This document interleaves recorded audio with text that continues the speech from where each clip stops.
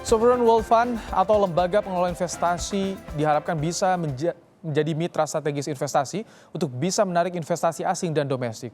Saat ini peraturan pemerintah sudah selesai digarap dan akan ada investasi awal sebesar 280 triliun rupiah. Tadi bisik-bisik ke Bu Menteri Keuangan, awal-awal ini, mungkin sebulan 2 bulan ini,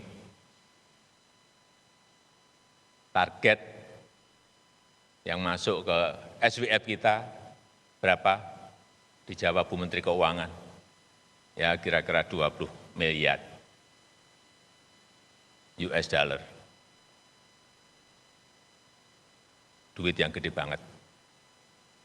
Dan pemerintah akan menyetorkan modal awal tunai sebesar 15 triliun dan saham BUMN sebesar 50 triliun rupiah. Kalau yang tadi 20 miliar US dollar, yang ini triliun rupiah. Untuk INA, untuk Indonesia Investment Authority. Kini kita beralih ke sektor perbankan, saudara. Untuk mendorong perkembangan ekonomi dan menjaga stabilitas ekonomi di tengah pandemi COVID-19, Otoritas Jasa Keuangan membuat master plan periode 2021 tetap beradaptasi dengan kondisi pandemi. OJK berkomitmen untuk meningkatkan kepercayaan investor di pasar global, memberi stimulus lanjutan hingga memperluas akses UMKM. Berikut liputan jurnalis Kompas TV Niputu Trisnanda dan juru kamera Bodia Vimala bersama Ketua Dewan Komisioner OJK Wimbo Santoso. Digelar pertemuan tahunan industri jasa keuangan di Gedung Jakarta Convention Center di Senayan, Jakarta Selatan.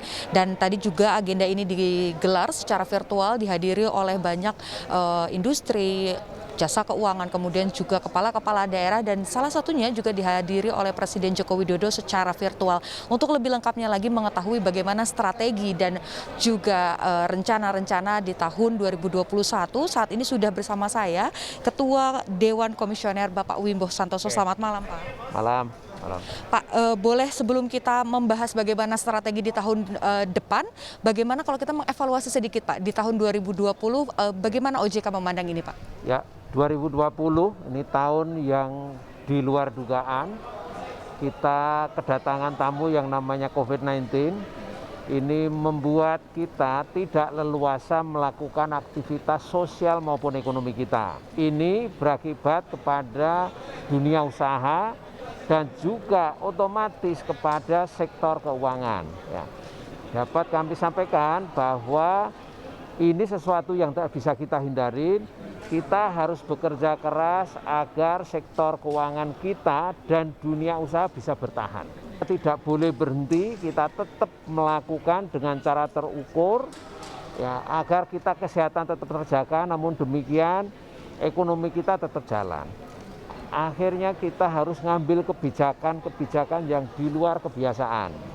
Kebijakan tersebut intinya agar ya, para pengusaha, masyarakat, dan sektor jasa keuangan bisa bertahan dalam pandemi ini. Dan kemarin kita mengeluarkan kebijakan yang extraordinary bersama-sama pemerintah, Kementerian Keuangan, Bank Indonesia, LPS, dan seluruh pemangku kepentingan ya bersinergi, dan akhirnya kita katakan kita bisa bertahan pada saat ini. Ya, sektor keuangan stabil, ya, dan sekarang momentumnya adalah bagaimana kita bisa tumbuh, ya, secara lebih cepat. Ini semua ada tanda-tanda perbaikan bahwa pasar saham kita itu sudah pulih seperti sebelum krisis, sebelum pandemi. Ya.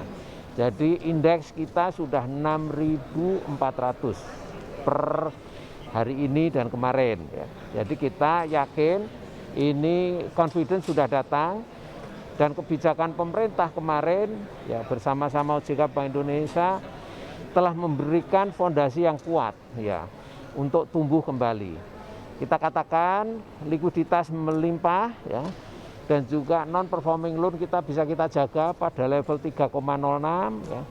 Jadi kita yakin ini suatu modal yang kuat untuk kita bangkit ya. Bahwa kita OJK memberikan ruang yang lebih luas lagi di 2021 untuk mempercepat pertumbuhan ya.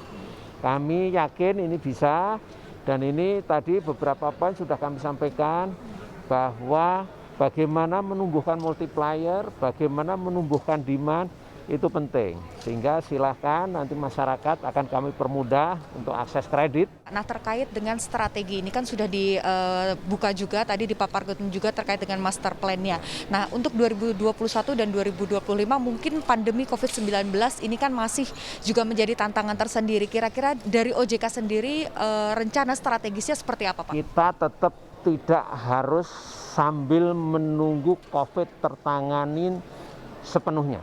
Ya, kita harus mencari kiat-kiat terobosan-terobosan, tetap melakukan aktivitas dengan cara terukur, dengan menerapkan protokol COVID, ya, agar kesehatan kita tetap terjaga di satu pihak, tapi di lain pihak kita tetap beraktivitas, karena itu jalan yang harus dilakukan. Ya.